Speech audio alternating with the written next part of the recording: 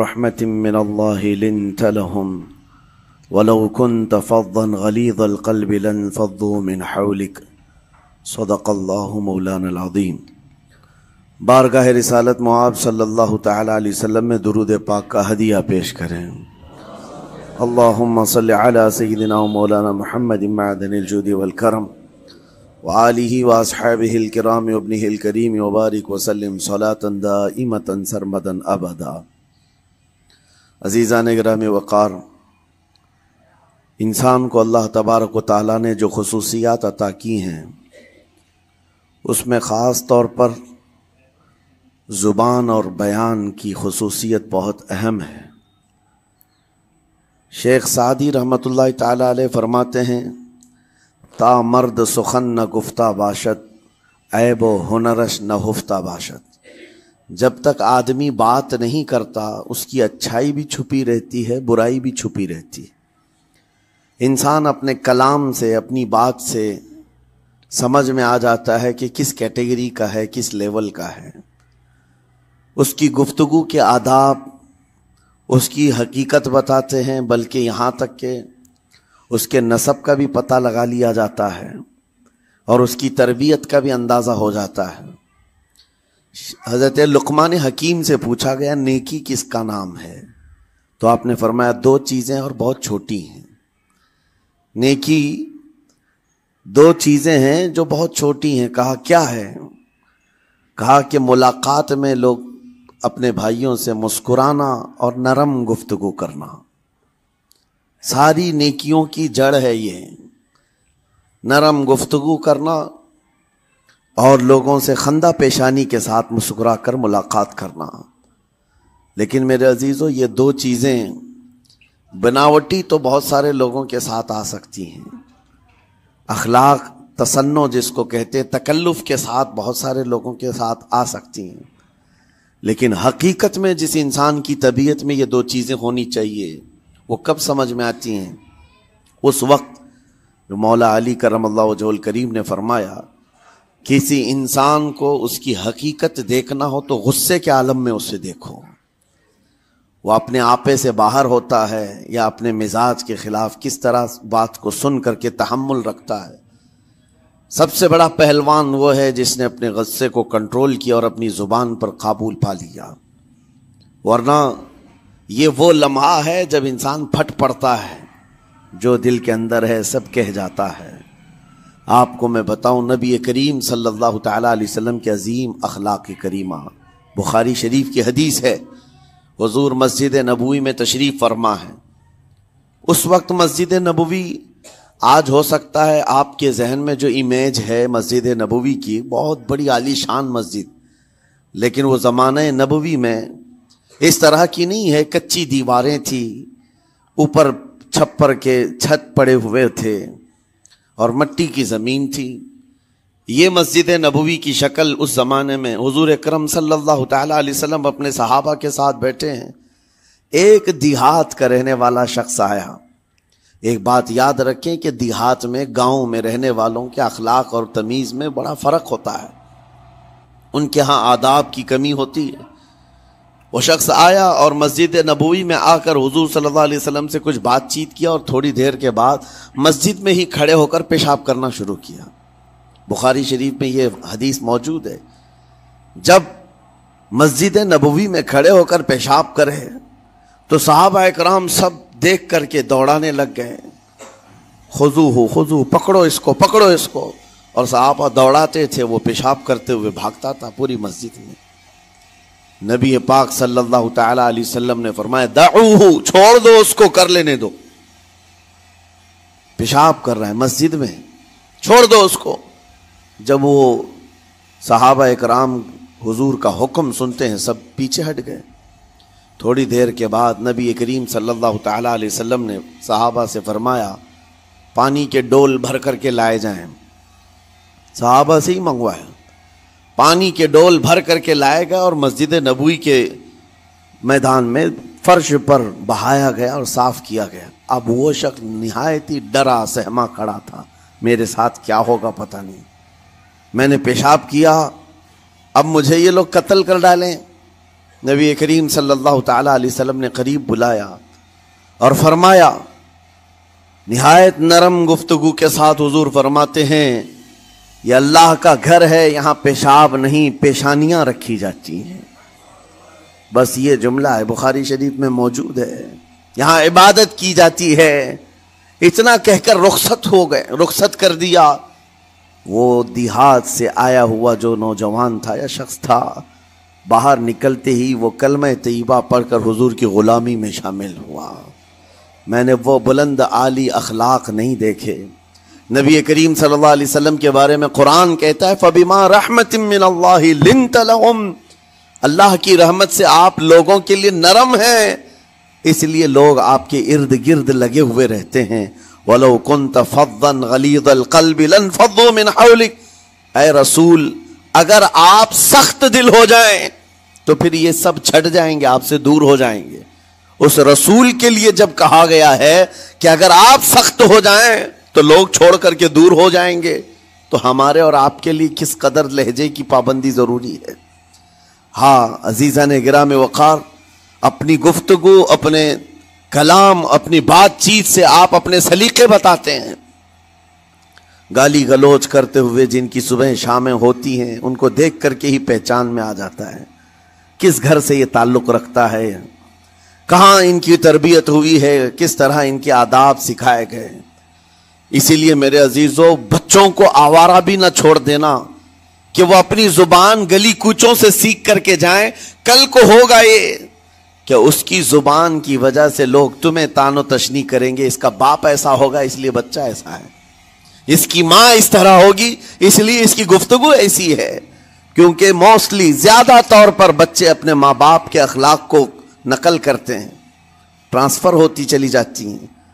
ایک بار حضور اکرم صلی اللہ تعالی علیہ وسلم مسجد نبوی سے باہر نکل کر جا رہے ہیں. توجہ میرے عزیزو، اخلاق کہاں دکھانے چاہیے اور ہماری بات چیت کے انداز ہمیں کہاں ہونا چاہیے، میں آپ کو بتاؤں. حضور تشریف لے کر جا رہے ہیں، صحابہ اکرام کھڑے تھے حضور کے اطراف.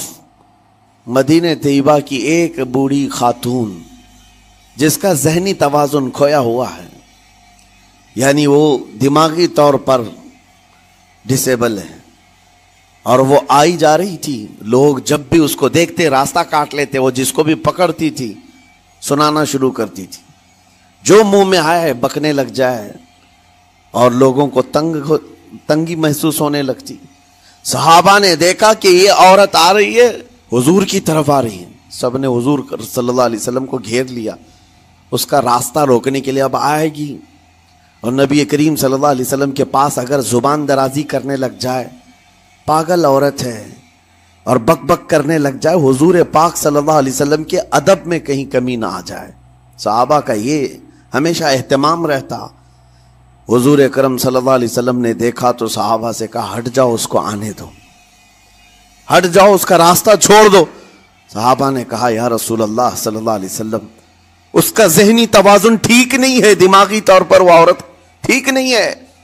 وہ آئے گی اور لمبی باتیں کرتی ہے، لا یعنی باتیں کرتی ہے، کہیں آپ کی شان پاک میں کوئی گستاخی نہ ہو جائے.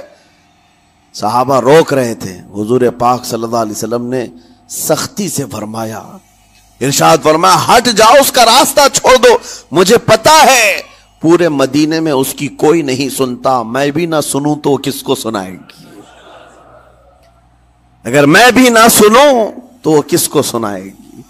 یہ میرے مصطفیٰ کریم صلی اللہ تعالی علیہ وسلم کے دربار عالی جاہ کی وہ بلند اخلاق کریمانہ کی ایک مثال ہے، جس کو خود میرے آقا نے فرمایا، بعثت لأتمم مکارم الاخلاق. عزیزان گرام وقار، لوگوں کے آج حالات ایسے ہیں کہ اچھے لوگوں کے ساتھ اخلاق الگ دکھائے جاتے ہیں، چھوٹے لوگوں کے ساتھ اخلاق الگ دکھائے جاتے ہیں. سٹیٹس کا آدمی ہو تو اس کے ساتھ ملنے کے طریقے الگ ہیں، اور غریب کوئی آ جائے، فقیر کوئی آ جائے تو اس سے ملنے کا انداز الگ ہو جائے. یہ نہ ہو، یہ ہم سب کے لیے نصیحت ہے. اسی ممبئی کی سرزمین پر میں آپ کو بتاؤں، ایک ماہم شریف میں بزرگ حاجی صاحب ہوا کرتے تھے، آج سے تقریباً 10-12 سال پہلے کی. وہ کئی لوگوں سے ایک سوال کرتے تھے پکڑ پکڑ کر کے. کہ میرا ایک سوال ہے، آپ جواب دیں گے؟ میرا ایک سوال ہے. کئی علماء سے انہوں نے پوچھا، مجھ سے بھی انہوں نے، جب میں نیا تھا مصر سے پڑھ کر کے آیا تھا، میرے پاس آ کر کہا کافی سالوں سے میرے ذہن میں ایک سوال ہوتا ہے، میں آپ سے بھی پوچھنا چاہتا ہوں. کہا بتائیے کیا ہے؟ کہا میں حضور سرکار مجاہد ملت رحمت اللہ علیہ کا مرید ہوں. علامہ حبیب الرحمان مجاہد ملت، رئیس اعظم اڑیسہ، جن کے خدمات جلیلہ آج ہو سکتا ہے نئی جنریشن کو نہ معلوم ہو، ان کا لقب ہے مجاہد ملت، جنہوں نے سنیت کی بقا کے لیے اپنا تن من دھن سب قربان کیا تھا. وہ مجاہد ملت عظیم بزرگ ولی کامل ہے. فرما یہ حاجی صاحب کہتے ہیں کہ میں ایک نارمل آدمی تھا، کڑیا تھا، یعنی گھر بنانے کا کام کرتا تھا. جب وہ ممبئی تشریف لاتے تو دوڑ کر کے ہر جگہ سے لوگ ملنے آتے، میں بھی گیا تھا. اور اس وقت میں جوان تھا. حضور مجاہد ملت رحمت اللہ علیہ کی بات وہ بتا رہے ہیں کہ لوگ لائن لگا کر کے مصافحہ کر رہے تھے، مل رہے تھے. جب مل رہے تھے تو پھر میرا نمبر آیا، میں ملنے کے لیے گیا. بزرگوں کے سب ہاتھ چومتے ہیں، یہ ہمارے سنیوں کے طور طریقے ہیں. ادب، علماء ذوی الاحترام کے ہاتھوں کا بوسہ لینا یہ مستحسن ہے، یہ ہمارے آداب میں سے، معمولات اہل سنت میں سے. تو جب سب لوگ ان کے دست بوسی کر رہے تھے، ہاتھ چوم رہے تھے، میں بھی قریب گیا. اور جب میرا نمبر آیا، میں ہاتھ چومنے کے لیے گیا تو انہوں نے میرا ہاتھ لے کر خود ہی چوم لیا. وہ بزرگ عالی جاہ ولی کامل جن کو دنیا مجاہد ملت کہتی ہے، میرا ہاتھ انہوں نے چوم لیا. اور میرے اندر ایسی پشیمانی تھی کہ میں کیا کروں سمجھ میں نہیں آیا. میں ایک معمولی سا کڑیا، اور کہاں ان کا مقام کہاں میرا. تو اس کے بعد وہ اس بے چینی میں رہتے تھے کہ ایسا کیوں کیا، ایسا کیوں کیا، کیونکہ پوچھنے کا موقع ہی نہیں ملا. ایک بزرگ تھے، انہی کے خلیفہ تھے حضور مجاہد ملت کے، انہوں نے اس کا جواب دیا. میرے عزیزوں کیا بہترین جواب تھا. حضرت مجاہد ملت رحمت اللہ تعالی علیہ یہ چاہتے تھے کہ ہزاروں لوگ ہماری تعظیم کرتے ہیں تو کہیں ہمارے دماغ میں بادشاہت کا خیال نہ آئے، ہم غریب اور فقیر کا ہاتھ چوم کر اپنے نفس کی مخالفت بھی کرتے ہیں. اخلاق کریمانہ دکھانے کے لیے اسٹیٹس والوں کے ساتھ ہی نہیں، غربا فقراء کے ساتھ بھی وہ اخلاق ہوں. نبی کریم صلی اللہ تعالی علیہ وسلم کے وہ آداب آج اگر آپ اپنا لیں، بہت ساری کڑوی چیزیں ویسی ختم ہو جائیں. آج ممبئی کی سرزمین پر سب سے بڑا یہ چیلنج ہے بات کرنے میں. نوجوانوں کے تو آج پارے چڑھے ہوئے ہوتے ہیں، ان سے کوئی بھی بات کر لے، جس تیور میں یہ بات کرتے ہیں ایسا لگتا ہے کہ ابھی لڑائی ہو جائے گی، ابھی جھگڑا ہو جائے گا. اس کی عادت سی بن گئی ہے. آپ کو پتا ہے فرمایا گیا، عربی کا قول ہے، جراحت السنان لها التیام ولا یلتام ما جرح اللسان. تلوار سے، چاقو سے دیا ہوا زخم سوکھ سکتا ہے، زبان سے دیا ہوا زخم کبھی نہیں سوکھتا. زبان سے دیا ہوا زخم نہیں سوکھتا. بولنے سے پہلے 1000 بار اس بات کو خیال ہونا چاہیے کہ میں جس کو بول رہا ہوں کہیں اس کا دل چھلنی تو نہیں ہو جائے. میری زبان یہ ہوتی 50 گرام کی چھوٹی زبان ہے، لیکن بڑے بڑے لوگوں کے کلیجے چیر کر رکھتی ہے، بڑے بڑے لوگوں کے دلوں میں سوراخ کر کے رکھتی ہے، زخمی کر کے رکھتی ہے اس کا استعمال. اسی لیے روایت میں ملتا ہے کہ جب انسان صبح کرتا ہے تو سارے اعضاء، ہاتھ پیر آنکھ کان ناک، سارے اعضاء سب سے پہلے زبان سے یہ عرض کرتے ہیں، اس کی پناہ مانگتے ہیں، کہتے ہیں آج تو صحیح سلامت رہے گی تو ہم سب صحیح سلامت رہیں گے، اور اگر تو پھسل گئی تو عذاب ہم پر بھی ہوگا. زبان بولتی ہے، مار کسی اور کو پڑتی ہے، کوئی زبان کو مارتا نہیں ہے. گالی زبان دیتی ہے لیکن مار کبھی پیٹھ پہ پڑتی ہے، سر پہ پڑتی ہے، ہر جگہ پڑتی ہے. تو یہ زبان نبی کریم صلی اللہ تعالی علیہ وسلم نے ارشاد فرمایا، من یضمن لی ما بین لحیتیہ وما بین. حضور پاک صلی اللہ تعالی علیہ وسلم فرماتے ہیں، جس نے 2 چیزوں کی ضمانت مجھے دے دی، حفاظت کی، میں اسے اضمن لہ الجنہ، میں اس کو جنت میں لے جانے کی ضمانت دیتا ہوں.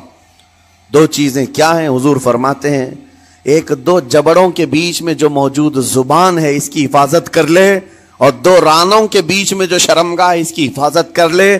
یہ دو چیزیں جس نے بچا لیا میں اس کو جنت میں لے جانے کی ذمہ داری دیتا ہوں، ضمانت دیتا ہوں. اس کا کتنا بڑا کردار ہے، یہ زبان کا کتنا بڑا کردار ہے.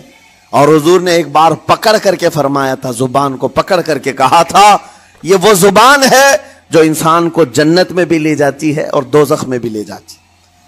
کلمہ کس سے پڑھتے ہیں آپ؟ لا الہ الا اللہ، زبان ہی سے تو پڑھتے ہیں. اسی کلمے نے آپ کو جنت تک پہنچایا. اور کافر جو کفر کرتا ہے وہ بھی زبان سے ہی کرتا ہے، اور زبان اسے ہمیشہ کی دوزخ میں لے جاتی ہے. اس زبان کو چلانے سے پہلے 1000 بار سوچ لیں کہ آج لہجوں کی سختیاں بڑھتی چلی گئیں.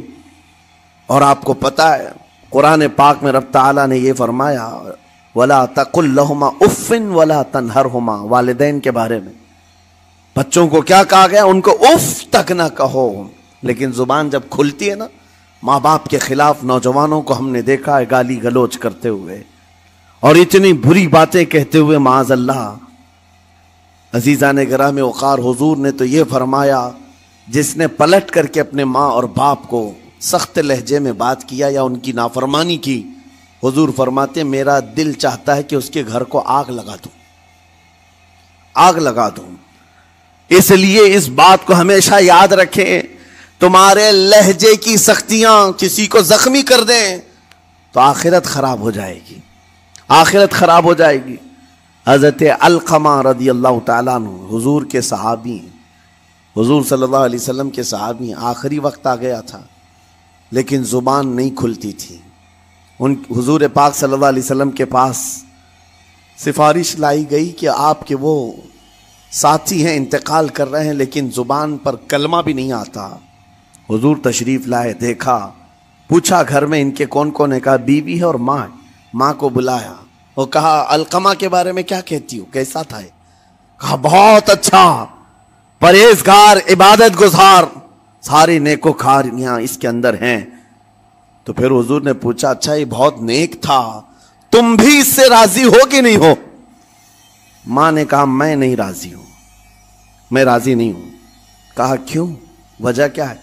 کہا یا رسول اللہ میرا اکلوتا بیٹا، میرا تنہا بیٹا تھا، بڑی محبتوں کے ساتھ اس کو پالا تھا، اور جب میں نے اس کی شادی کی اپنی بیوی کو لایا، اور جب بیوی گھر پر آ گئی تو میری بات کو ہلکے میں لیتا، اپنی بیوی کی بات کو فوقیت دیتا، ترجیح دیتا. اور اس وقت غالباً یہ باتیں تھی کہ زبان سے کوئی کلمہ ان کے نکلا ہوگا جو بیوی کی حمایت میں تھی، ماں کو تکلیف پہنچ گئی. کہا میرا دل گوارا نہیں کرتا، میں اس سے راضی نہیں ہوں، باقی وہ بہت نیک بندہ ہے، بہت اچھا ہے. حضور نے فرمایا دیکھو زندگی کے آخری پڑاؤ پر آ چکا ہے، روح نکلنے کو ہے، معاف کر دو. وہ بھی صحابیہ تھی، انہوں نے کہا آقا آپ کا حکم ہے یا مشورہ ہے؟ اگر حکم ہے تو پھر ماننا ہے. حضور نے فرمایا نہیں، حکم نہیں، مشورہ ہے. کہا مشورہ ہے تو پھر دل نہیں چاہتا، دل نہیں چاہتا. حضور نے فرمایا صحابہ سے کہ لکڑیاں جمع کرو، آگ لگاؤ اور انہیں اٹھاؤ، آگ میں ڈال دو. آگ دہکائی گئی تو ماں کی ظاہر سی بات ہے ممتا بے چین ہو گئی. کہا ان کو میرے سامنے آگ میں ڈالیں گے؟ کہا ہاں، اس سے بہتر ہے کہ وہاں جلے گا، یہاں جلے. وہ ماں کہتی آقا آپ گواہ ہو جائیں میں اپنے بیٹے کو معاف کرتی ہوں. ادھر معاف کیا، ان کی زبان پر کلمہ طیبہ جاری ہوا. میرے عزیزو یہ بتانا مقصود اس لیے ہے کہ زبان سے دیے ہوئے زخم خواہ والدین کو ہو، یہ معمولی نہیں ہوتے. ہو سکتا ہے آخری وقت تمہاری زبان بند ہو جائے اور کلمہ طیبہ بھی نہ جاری ہو، زبان کھلنے بھی نہ لگے، یہ حالات آ جائیں گے. اس لیے اپنی زبان کا کنٹرول برقرار رکھو. کس سے کیا کہنا ہے، ابھی میں اس کا دوسرا پارٹ بھی بتاتا ہوں زبان کے استعمال کا. یہ نرمی لہجے کے اندر ہونا بہت ضروری ہے، لیکن کچھ جگہوں پر سختی کی اجازت ہے، لیکن وہ مقامات الگ ہیں. نرم لہجہ حضور پاک صلی اللہ تعالیٰ علیہ وسلم کے فرامین میں سے ہے. ایک بات بڑی بغداد مقدسہ میں نے ایک ولی پاک کی زیارت کی، ان کے آستانے پر بھی میں ابھی بیان کیا تھا. حضرت بہلول دانا مجذوب بزرگ تھے اور بغداد کی گلیوں میں کہیں پر بھی بیٹھ جاتے تھے، اور جو جانکار تھے وہ سمجھتے تھے یہ اللہ والا بندہ ہے۔ مجذوب کس کو کہتے ہیں؟ جس کی یاد الہی میں عقل فنا ہو گئی، ختم ہو گئی، اللہ کے ذکر میں اور اللہ کی یاد میں اپنے آپ کو فنا کر دیا ہے، اس کے اوپر شریعت کا قلم نہیں۔ ظاہر سی بات ہے شریعت کے سارے احکام اس پر ہیں جس کی عقل سلامت ہے، عاقل ہو بالغ ہو تو نماز فرض ہے نا، عقل ہی نہیں ہے تو وہ مجذوب ان اولیاء کو کہتے ہیں۔ لیکن ان کے بارے میں حدیث میں ہے، اللہ کے نبی نے فرمایا وہ ایسے بندے ہیں کہ اگر اللہ کو قسم دے دیں کسی بات کی، اللہ ان کی قسم پوری کرتا ہے۔ وہ بہلول دانا بیٹھے ہوئے تھے، بغداد کا ایک مشہور تاجر تھا، لیکن خستہ حال تھا، بہت نقصان اٹھا چکا تھا، خسارے میں چل رہا تھا، بزنس پورا لاس میں، اور وہ پریشان حال بہلول دانا کے پاس آیا، گڑ گڑایا، کہا کہ حضور مجھے بچا لیں، رحم کر لیں، میں تاجر ہوں، لٹ گیا ہوں، لاس میں ہوں، کچھ آپ فرما دیں، میں کیسے اس بھنور سے نکلوں؟ بہلول دانا نے دیکھا، کہا ٹھیک ہے کچھ پیسے بچے؟ کہا ہاں ہے، وہ بس اتنا سرمایہ ہے کہ مال لیتا ہوں پھر بیچ دیتا ہوں، نفع نہیں ہوتا۔ بہلول دانا نے کہا ایک کام کر، کالا کپڑا جتنا ملتا ہے سب خرید لے، پورے شہر سے کالا کپڑا جہاں جہاں مل جائے سب لے کر اسٹاک کر لے۔ کہا جی حضور آپ نے جیسا فرمایا۔ گیا، جتنا سرمایہ تھا سب لگا دیا، کالا کپڑا خرید کر ایک جگہ اسٹاک کر دیا۔ اللہ والے کا حکم تھا، لیکن ہوا یہ کہ بغداد کا معمول تھا، 8 دن گزرے نہیں تھے کہ وہاں وقت کے حاکم کا انتقال ہوا، اور جب حاکم کا انتقال ہوتا تو شہر کے جتنے بڑے لوگ ہوتے، رئیس لوگ، وہ اس کے سوگ میں اس کے غم میں کالا کپڑا پہنتے تھے، اور کالا کپڑا سوائے اس تاجر کے کسی کے پاس نہیں تھا، اور سارے بڑے لوگ پیسوں سے اس کے پاس کالا کپڑا خریدنے آئے، یہ منہ بولے قیمت پر، جیسے تیسے جتنی قیمت پر بولے سب خرید کر لے جاتے، اور پل بھر میں ایک دن کے اندر وہ بہت بڑا کروڑ پتی بن گئے، بہت مال آ گیا۔ یہ بات یاد رکھیں، اللہ مال دیتا ہے، اس کے بعد پھر آزمائش بھی ہوتی ہے۔ مال اتنا آ گیا، اب لے کر کے مستیاں تھیں، چند دن گزرے، ظاہر سی بات ہے مال کو بڑھانے کی تمنا ہر ایک کی ہوتی ہے، کوئی یہاں پر اینڈ کرنے والا نہیں ہے دنیا میں، چاہے اس کا بزنس اربوں پر بھی پہنچ جائے، اسے آگے پہنچنا ہے۔ چند دن گزرے تھے، 8-10 دن، پھر آیا حضرت بہلول دانا کو ڈھونڈتے ہوئے، ایک جگہ میدان میں یہ مجذوب بزرگ بیٹھے مل گئے، آیا اور کہا او دیوانے بتا اب کیا خریدوں؟ پیسہ بہت ہے ابھی میرے پاس، بتا دیوانے اب کیا خریدوں؟ انہوں نے دیکھا، کہا کہ لہجہ تو بدلا ہوا ہے، پیسہ بہت زیادہ تھا، کہا کہ ٹھیک ہے کوئی بات نہیں، اللہ والوں کو ان سب چیزوں سے کوئی لینا دینا نہیں۔ آپ نے کہا مال جتنا ہے تیرے پاس سب لے کر کے خربوز خرید لے، تربوز خرید لے، جس کو کلنگڑ کہتے ہیں، تربوز پورے خرید لے۔ اس نے کروڑوں کی جائیداد پورے تربوزوں میں لگا تھی، سب تربوز خرید کر سٹاک کر دیا ایک جگہ، اور اس کے گمان میں یہی تھا کہ چند دن گزریں گے، کوئی ایسا ہی حادثہ ہوگا جب تربوز منہ مانگی قیمت پہ لوگ خریدیں گے اور میں بیچوں گا۔ پورا مال تربوز میں لگایا، 2 دن 4 دن 6 دن 8 دن گزرے، کوئی حادثہ نہیں۔ ادھر تو تربوز سڑنے لگ گئے، وہ تو زیادہ دن سٹاک نہیں کیے جا سکتے، سڑن شروع ہو گئی۔ پھر تھوڑے دنوں کے بعد پورے کے پورے سڑ گئے، کروڑوں کا مال تربوز میں سڑ کے چلا گیا۔ وہ کچھ بھی نہیں سکا، کچھ نہیں کر سکا، واپس چیختا چلاتا اسی حالت میں آیا، پہلے سے بھی زیادہ بدتر حالت میں آ گیا ہوں۔ دوڑتے ہوئے آیا، حضرت بہلول دانا کو ڈھونڈتے ہوئے، کہاں ہیں؟ وہ اسی جگہ بیٹھے ہوئے مٹی میں بیٹھے رہتے تھے۔ قریب آیا اور کہنے لگا کہ آپ نے میرے ساتھ ایسا کیوں کیا بہلول؟ بہلول دانا نے کہا کیا ہوا؟ کہا میں تو لٹ گیا، تربوز میں پیسے لگائے آپ کی وجہ سے اور پورے سڑ گئے۔ بہلول دانا نے کہا میں نے تو کچھ نہیں کیا، پہلے تو تجھے نفع ملا تھا وہ تیرے لہجے کی وجہ سے، اب خسارہ ہوا ہے تیرے لہجے کی وجہ سے۔ پہلے جو آیا تھا بات کرنے کے لیے اس وقت تیری تمیز الگ تھی، تیری تہذیب الگ تھی، اخلاق الگ تھی، گڑ گڑا کر کہا تھا کہ میں لٹ گیا ہوں آپ رحم کر دیں، دوسری بار آ کر کے کیا کہا، او دیوانے بتا کیا خریدوں. لہجہ بدل گیا تو پوری حیثیت بدل گئی. زبان ہماری اونچائی پر بھی لے جاتی ہے اور نیچے بھی لے آتی. اس بات کو ہمیشہ ملحوظ رکھیں کہ اس زبان سے بہت سارے لوگ نفع بھی اٹھاتے ہیں، بہت سارے لوگوں کو نقصان بھی ہوتا ہے. لیکن ساتھ میں یہ بات بھی عرض کروں، نرم گفتگو کرنے کا عادی ہر ایک کو ہونا چاہیے. نرم گفتگو کرنے کا عادی ہر ایک کو ہونا چاہیے. اس کی نیکیوں کی علامت ہے، اس کے اخلاق کی علامت ہے. لیکن ساتھ میں امام شافعی رحمت اللہ تعالی علیہ نے یہ بھی فرمایا، چاہے جتنی بھی نرم طبیعت ہو انسان کی، اللہ اور اس کے رسول کے لیے غیرت ہونی چاہیے. اللہ اس کے رسول کے خلاف بات سنے تو پھر نرم لہجے کا استعمال نہ کرے، پھر وہ بزدلی کہلائے گی، وہ بزدلی کہلائے گی. آج میں ایک بات یہ بھی بتا دوں، بہت سارے لوگ یہ سمجھتے بھی ہیں. ابھی چند دن قبل میں ماررہ مطہرہ میں بیان کیا اخلاق کے اولیاء اکرام کے مذہب و مسلک پر، اور پچھلے 15 سالوں سے میں نے بہت سارے خطابات کیے ہیں اخلاق پر، معاشرے کی برائیوں پر. لیکن ابھی چونکہ چند دنوں میں جلسے پروگرام بہت سارے ہو گئے اور عظمت ناموں سے رسالت پر زیادہ گفتگو ہونے لگی تو لوگوں میں ایک امیج الگ بیٹھی ہوئی ہے. اور ابھی ہم نے اخلاق حسنہ پر گفتگو کیا کی 8 دن پہلے.